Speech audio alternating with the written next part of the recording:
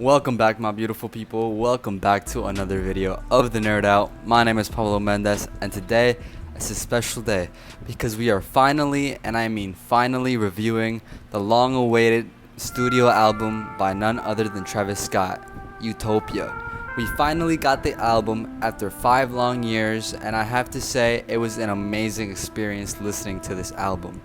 5 years later, and this album had set such a high expectation, such a high standard. People were craving this album. We couldn't wait any longer. So when we finally got it, it was like, finally, it's here. It's on our hands. We can finally order the merch. We can finally order the bundles and the vinyls and the CDs. We can finally go to Spotify, and the album cover actually shows up along with the title, Utopia. So it was 12. And when I finally went to Spotify and it was right there, I'm like, wow, Travis Scott's Utopia is finally here. And well, today we're going to be reviewing it. Because of course, as you all know, the last album Travis Scott dropped was in 2018. Astroworld was his last album. And that album, in my opinion, is a modern trap masterpiece. So he goes into a 5-year hiatus where he drops no music except features and singles. And the question is, what's Utopia gonna sound like? It's been 5 years. Travis needs to come back and prove something. He needs to make a statement. He needs to diversify himself as an artist and create something new. A soundscape that is entirely different from his previous work. And he did just that. He came back hungry. He came back with something to say, with a statement, something to prove. Utopia is a phenomenal album. However, I have to say, before you listen to the album, if you have not listened to it yet, remove any kind of expectations that you have. Remove any kind of Astroworld bias that you may still have, because this album, do not go into it expecting it to be a trap psychedelic album, because that is a very different soundscape compared to Astroworld and compared to Travis Scott's previous work. If you have that Astroworld bias like I did, remove all of that. All of those high standard expectations, remove all of them, because if you still have those things in mind, you will not enjoy this album on first listen. So I recommend you go listen to Utopia with no thoughts in mind, just completely blank. Think of the album as a blank canvas, and Travis, of course, being the artist painting the canvas. This is a completely different body of work. So do not compare this album to anything else. Just analyze it, digest it. Don't skim through the music. Actually listen to it and entertain the thoughts, okay? So when you go and listen to it, you can actually enjoy it for what it is. And I have to be honest, on my first listening experience, I kind of did it to myself. I ruined it for myself because I was like, wait a minute, this doesn't sound like anything that I thought it was going to sound like. This album still doesn't have a Sicko Mode Part 2, and I kind of did it to myself because I was comparing it to Astroworld. So once again, I will say it and I will continue to say it. Do not compare this album to Astroworld. Do not compare it to Birds in the Trap Singing My Goodnight. Do not compare it to Rodeo. Do not compare it to any of Travis Scott's previous work, because this album is very different. This album is its own body of work, and we're gonna get straight into it. So right off the bat, I have to say, before listening to this album, I was expecting this weird, melodic, melancholic, psychedelic sound. And while yes, we did get a lot of that, the album was very rap, hip-hop eccentric. Throughout the whole track list, you're going to see Travis Scott come with these hard-hitting performances where he's straight up rapping his ass off for entire verses, and I love that. So we start off with what I think is probably one of the best tracks on the whole album, Hyena. A hard-hitting intro to the album. It immediately hooks you in, and as soon as you hear that production, that old Western industrial production, you're like, oh yes, we're in for a banger of a song. And what I love most about the song is that the instrumental is probably one of the best parts about it, and it was produced by Travis Scott. So we have to give Travis Scott credit not only as a performer, not only as a rapper or an artist, but as a producer as well. Because throughout this whole track list, you're gonna see a lot of the tracks are produced by Travis Scott himself, and that's a big feat considering how unique and distinct the production is on this album. Another thing you're going to notice coming into this album is how unique certain songs are by themselves as individuals. A standout track for me is Modern Jam. When I first heard that track, I was shocked at first. It was very odd. I didn't know what direction the song was going in. But then I listened to it and I'm like, this has an old vintage Halloween kind of aesthetic. This song is definitely going to be played in those little TikToks during Halloween, and it's reminiscent of those older Michael Jackson songs, and I really like the production for it. I really like the performances from the features and Travis Scott as well. It's a very weird song, very unique, something you've never seen Travis go into, but I have to give him credit for stepping out of his comfort zone, because Modern Jam, as weird as it is a great song. And there's also some other songs in the track list where I'll speak about them later, where they are completely different, completely unique. They are songs, sounds, flows that Travis has never tapped into until now, and that's what I appreciate the most about this album. Utopia really drove Travis, not only as a rapper, not only as a performer, but as an artist. His artistic integrity with this album really is on display. He didn't take the shortcut, he didn't take the commercial route for clicks and views and streams. No, this album is essentially Travis Scott's baby. This is his album. It was his direction, and it has his DNA printed all over it. An example of this would be how the sounds and the production that Travis Scott creates throughout the tracklist has this industrial, grimy, dirty feel to it. The album, while yes, it is very psychedelic and it sounds very sharp like Astroworld, it is very reminiscent of some of his older work like Rodeo. And I'm not saying that he's rehashing old sounds, because this entire album sounds very different from his previous work. All I'm saying is he maintains that industrial, dirty sound that was very prominent in Rodeo, and that's thanks to the production, which is very reminiscent of an old western movie kind of. It feels like an old cowboy shootout. However, throughout the album, you're also going to see that Travis Scott, he maintains the album cohesive.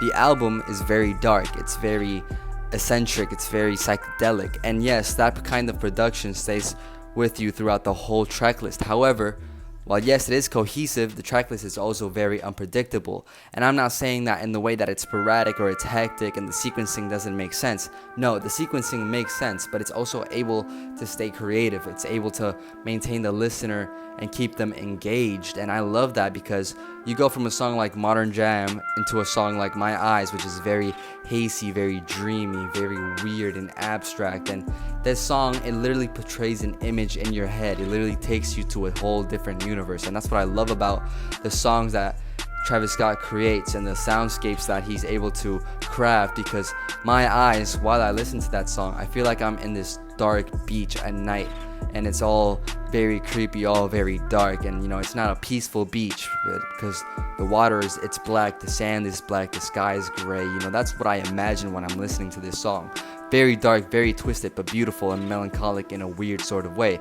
But you also have that diverse factor, because you go from a song like My Eyes to an absolute banger like God's Country, which is a Donda throwaway from Kanye West. And I know a lot of people were disappointed that Kanye wasn't on this song, but honestly, I don't mind it at all. I'm not a person that was listening to the leaks on YouTube, so when I first heard this song, I was banging my head to it, bumping it, and it's definitely your more standard trap song, but it's still a banger nonetheless. Another major highlight is none other than the song Meltdown, and I think it's for obvious reasons. Spoiler alert, Drake is featured on the track. Now, something that I have to say right away, when Drake came on, I was listening to this album with my friends, and I will tell you, as soon as Drake came on, we were all excited, we were all hyped up, and Drake had an amazing, stunning performance with his raspy, whispering voice, and he was on display with that haunting and menacing sound that fits the track so well. I love Drake's performance, and Travis Scott, of course, spitting bars like the rent is due at the end of the month, and I absolutely love that about Travis Scott's performances on this album.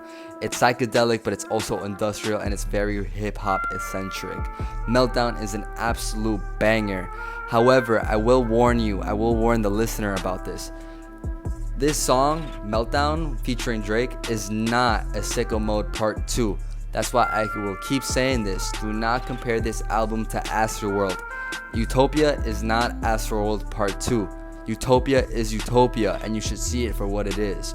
But talking about mega bangers, we have to talk about none other than one of my favorite songs on this album, if not my favorite, Fiend. Fiend is a very cinematic track with synths that flare up and roar up in your headphones, because these synths are so cinematic and grandiose. And these synths and the intro of the track, they lead into an infectious chorus, where it sounds like Playboy Cardi is on it. And I love the meme that's been going on about how Playboy Cardi, when he's featured on the song, has unlocked a new deep voice. Because for those of you who don't know, Playboy Cardi is very famous for his little childish high-pitched baby voice, but now he has this very deep voice on this song, and his feature was amazing, along with another great performance by Sheck West. That intro to the song, that chorus, the synths, the production, it's all amazing. It's all for a blend, and it makes for a mega banger that I can't wait to hear on a live setting on speakers, because it sounds amazing on headphones, and I am sure it'll go hard at concerts, so I cannot wait to listen to that. But another cinematic track that I absolutely love is Circus Maximus, which is titled after Travis Scott's movie, which I will hopefully see soon. Circus Maximus features The Weeknd, and The Weeknd and Travis Scott never miss. They have bangers after bangers. On Rodeo, they have Pray for Love, which is once again a very cinematic track. On Burst in the Trap Signal McKnight, they have an amazing outro with Wonderful. And on Astroworld, they have very psychedelic production on Skeletons. And once again, they managed to do another amazing collaboration with Circus Maximus, because Circus Maximus, it feels like the end credits to a movie. It literally feels that big and that powerful. And the Weeknd vocals are angelic. They are beautiful, and they add a whole different element of euphoria and ethereal sounds to the soundscape of the track list. And Circus Maximus is definitely a highlight on the track list. But another song that we have, which is very euphoric, is Parasail, which, of course, for those of you who don't know, Dave Chappelle has a cameo on this track, and he has this audible cameo where he's talking about the perfect society. He's talking about utopia. Parasail is a very weird, abstract song. This song is not something that you'll listen to on your day-to-day basis. It's not something for your standard Travis Scott fan or your standard trap fan. If not, this is more of a song where you're able to digest it as you listen to it. It's a song where you can dissect it sound by sound, because this song, it's very weird, very odd, and it definitely gets into some weird psychedelic sounds that not everybody is used to. However, the song sounds amazing. Once again, beautiful but dark in its own twisted way. And talking about dark in its own twisted way, we have the next upcoming track, Schizo, which, wow, what a banger. This song really put the nail in the coffin.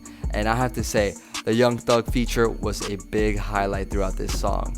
The Young Thug feature definitely elevated it to the next point. But let's talk about the production, because once again, most of this album was produced by Travis Scott, and he did a phenomenal job producing this album. Those industrial western sounds mixed in with the psychedelic up and down and the bounce and the Yeezus inspired soundscape, it all meshes together and it blends for a perfect soundscape. And I have no idea how many times I'm gonna say that, but I'm gonna continue to say it because that's just how good it is. Schizo is short for schizophrenic, and this song, it feels very schizophrenic because it's jumping all over the place. It's sporadic, it's unpredictable, it has many beat switches. It's basically Sicko Mode Part 2. And I know what I said to not compare this album to Astroworld, but it's essentially Sicko Mode except for Utopia, and it's a great song. Another track that we have over here that I would love to talk about is The Grail, The Leak, Lost Forever, which came out a while ago. I'm not exactly sure when it came out, but Lost Forever was a song that got leaked and came out on YouTube, and it became very popular amongst fans. I remember listening to this track for the first time, and I was not a big fan of it.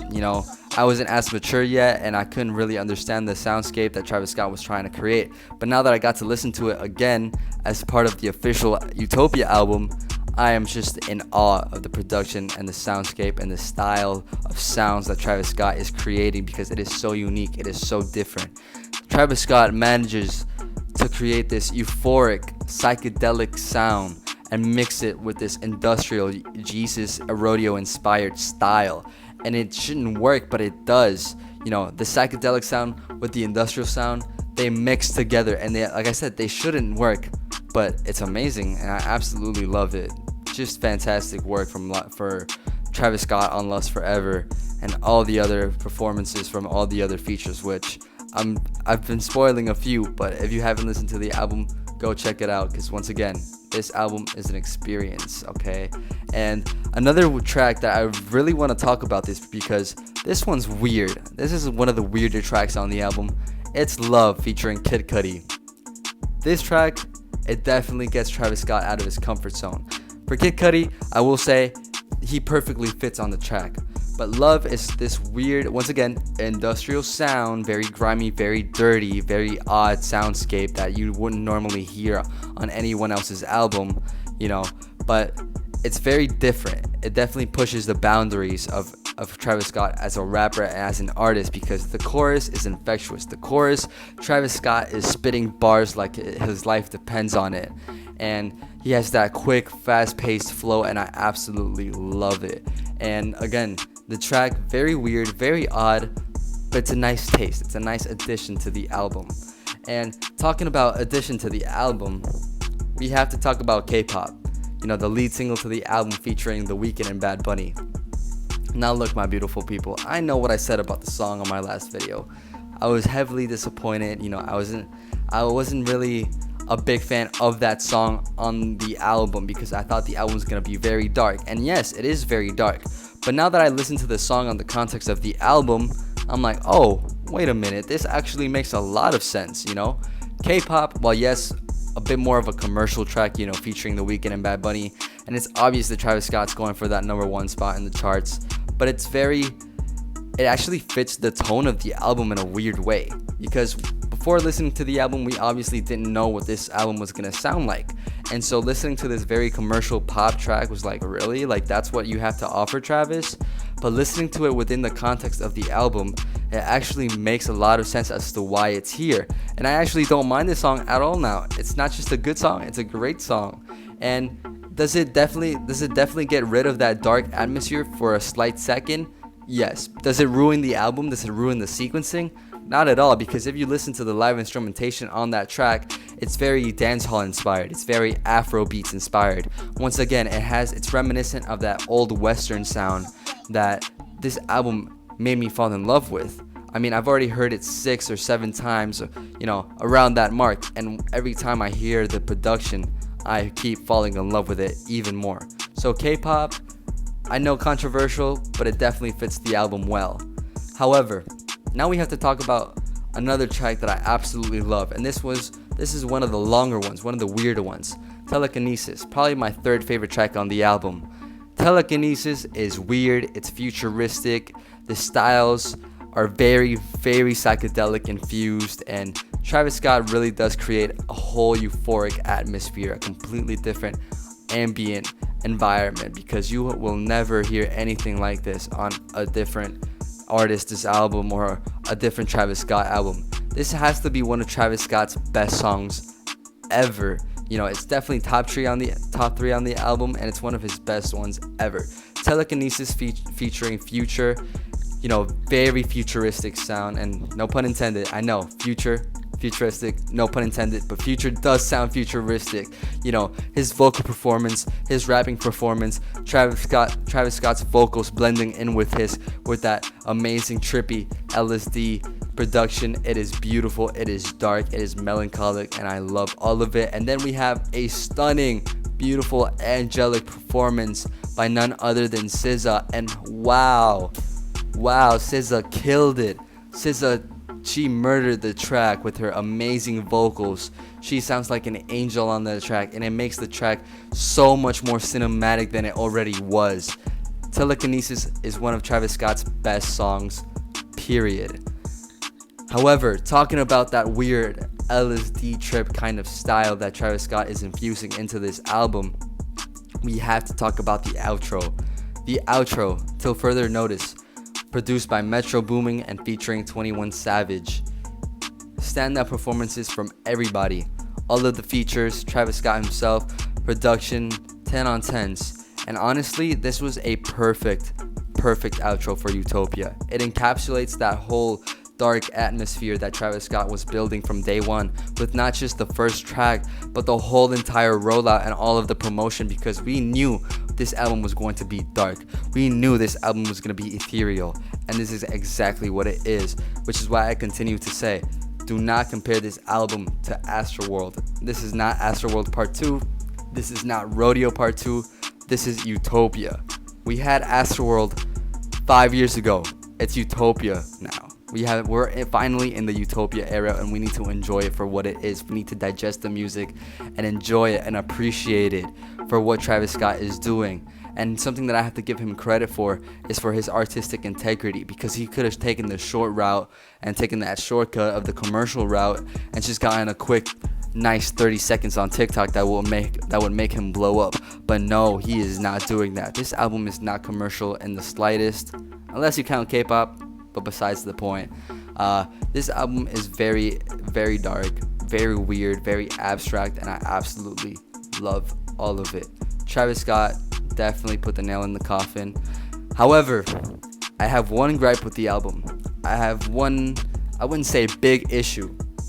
However, it definitely is an issue. And that's the fact that Travis Scott, he needs to mature, not only as an artist, but as a person. And don't get me wrong, I'm not one of those people that is interested in celebrities' lives or their personal lives. I am not interested in any of that. When I say that Travis Scott needs to mature as a person, I'm talking about his lyrical content, because throughout that whole album, again, soundscape is flawless. It's amazing. It's mwah. But the whole lyrical content, it's disappointing. I'm sorry, I have to say it. I don't want to sound like a hater, but 5 years and the lyrical content is lacking. It's very lackluster because Travis is not saying anything important throughout the whole track list, and that upsets me, especially with all the controversies that Travis Scott has faced over the years. You know, this would have been his moment to step up to the plate and talk about all of these things that have been going on in his life and in his career. And did he take the opportunity? He didn't. And that makes me upset as a fan, because it makes me want to see more of that lyrical content. You know, we've gotten lyrical songs before. We've gotten 90210 on Rodeo, which is considered one of Travis Scott's best songs. He talks about his upbringing, he talks about his story, he talks about his family. And then we go to an album like Astroworld, where he has 2 lyrical songs. Stop Trying to Be God, where he's talking about ego, he's talking about his keeping his circle tight. And then another song like Coffee Bean, where he's talking about his personal life and his relationships. And I was expecting a little bit of that in this album Utopia, and we got none of it. It was nowhere to be seen, and that upsets me a little bit. It's the one gripe, the one issue that I have with this album, and that's what's keeping the album from being a 10 on 10. This is my official score. Travis Scott's Utopia is a 9 out of 10 album. Phenomenal album, phenomenal soundscape, very artistic, very truthful to the sound that Travis Scott wants to create. And I feel like at this point we have to start talking about Travis Scott as one of the greatest artists of our generation. And I'm not just saying that based on his performances. I'm not just saying that based on his singles. I'm saying that based on his discography. We have Rodeo, a genre-defining album. We have Burst in the Trap singing McKnight, which is quality from top to bottom. And then we have Astroworld, which is one of my favorite albums of all time, and I believe it to be a modern masterpiece in trap music. And now we have this. Now we have Utopia. Come on, man. I mean, Travis Scott is on a roll, and I cannot wait to see what he's gonna do in the future, because this is very exciting times. Anyways, those are my thoughts on Utopia. We finally have the album, and this album is amazing. I'm gonna be listening to it for the rest of the year, next year, the year after that. I'm gonna be listening to this album for a very long time. However, I want to know your thoughts down below. Comment, subscribe, give the video a like. I want to hear y'all thoughts on the albums. Let's discuss it. Let's analyze it. You know, I want to do all the nerdy stuff. I want to discuss this album and get in depth. So don't forget to like and subscribe. I love y'all. Thank you for watching. I'll see y'all in the next one. Bye.